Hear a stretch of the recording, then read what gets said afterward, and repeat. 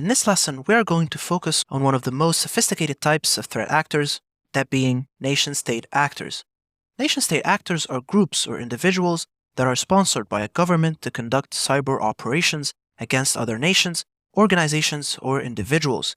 These nation-state actors are usually a part of a nation's intelligence or military organizations, although they may also operate as independent entities with state-backed resources so that the country can maintain plausible deniability for their attacks.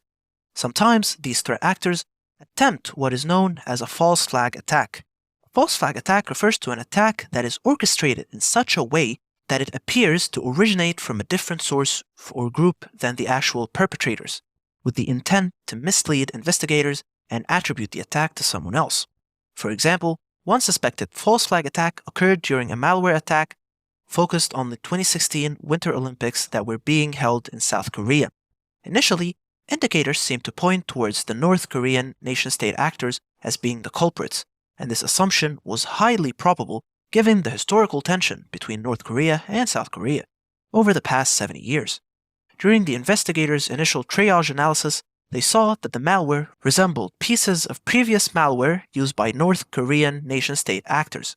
But as the cybersecurity investigators and researchers dug further into the malware's code, they discovered some subtle clues that pointed to the real source of the attack: Russian threat actors who were attempting to disguise their operations by mimicking known North Korean state actors' techniques. This made the attribution especially challenging for investigators, but it showcases the lengths that these nation-state actors will go in order to achieve their objectives. You will find that nation-state actors are some of the most highly sophisticated and highly capable threat actors that you will face as a cybersecurity professional. Nation-state actors possess advanced technical skills and extensive resources, and they are capable of conducting complex, coordinated cyber operations that employ a variety of techniques, such as creating custom malware, using zero-day exploits, and becoming an advanced persistent threat. An advanced persistent threat, or APT, is a term that used to be used synonymously with a nation-state actor because of their long-term persistence and stealth. These days, though, organized cybercrime groups are also sometimes referred to as an APT due to their high levels of sophistication and technical capabilities. Whenever you hear the term advanced persistent threat, I want you to remember that advanced persistent threat is a prolonged and targeted cyber attack in which an intruder gains unauthorized access to a network and remains undetected for an extended period of time, while trying to steal data or monitor network activities rather than cause immediate damage. These advanced persistent threats are often sponsored by a nation-state or its proxies like organized cybercrime groups. For this reason, nation-state actors and advanced persistent threats are one of the most dangerous threat actors that we face out there because of the amount of resources and funding available to them. So, what motivates a nation-state actor? Simply put, nation-state actors are motivated to achieve their long-term strategic goals, and they are not seeking financial gain. Instead, these groups are funded by their governments to conduct cyber operations that can help their governments to achieve political objectives, such as gathering intelligence, disrupting critical infrastructure, influencing their political processes. These nation-state actors may also engage in cyber espionage to steal intellectual property or gain a competitive advantage in key industries. Most nation-state actors are not focused on the financial gain, with the exception of the Democratic People's Republic of Korea, or more commonly referred to simply as North Korea. Due to North Korea's isolated economic position and the sanctions imposed on it from numerous countries around the world, North Korean state actors have been charged with conducting cyber operations to gain additional financial resources to support the Kim regime. North Korean cyber attacks often target banks, cryptocurrency exchanges, and other financial institutions to alleviate economic pressure and fund their other state objectives.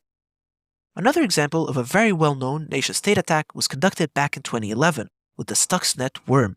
The Stuxnet worm creation has been attributed to the American and Israeli governments by cybersecurity researchers.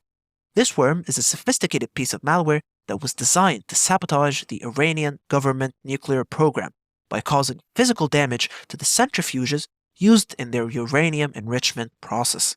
The Stuxnet worm operated by exploiting zero-day vulnerabilities in the Windows operating system that was used to run the nuclear enrichment centrifuges, and the worm was able to spread between machines without detection.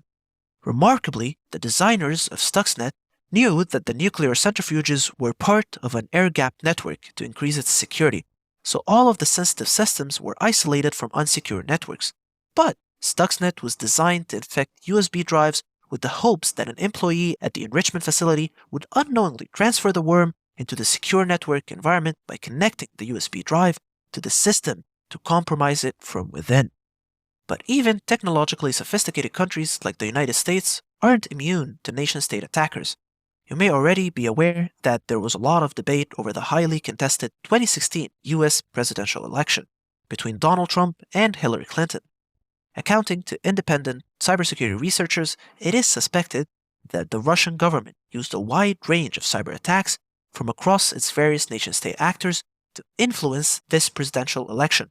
According to the US government's intelligence community, a series of cyber attacks and disinformation campaigns during the election period can be attributed back to Russian nation-state actors, whose goal was to undermine the United States democratic electoral process, damage Hillary Clinton's candidacy, and eventually support Donald Trump's campaign to gain the presidency. So remember, a nation-state actor is a group or individual that is sponsored by a government to conduct cyber operations against other nations, organizations, or individuals. Sometimes they may also operate as independent entities with state-backed resources so that the country can maintain plausible deniability for their attacks when conducting a false flag attack. A false flag attack refers to an attack that is orchestrated in such a way that it appears to originate from a different source or group than the actual perpetrators, with the intent to mislead investigators and attribute the attack to someone else. These nation-state actors represent a significant and sophisticated cyber threat that underscores the increasing use of cyberspace as a battleground for a nation's geopolitical conflicts.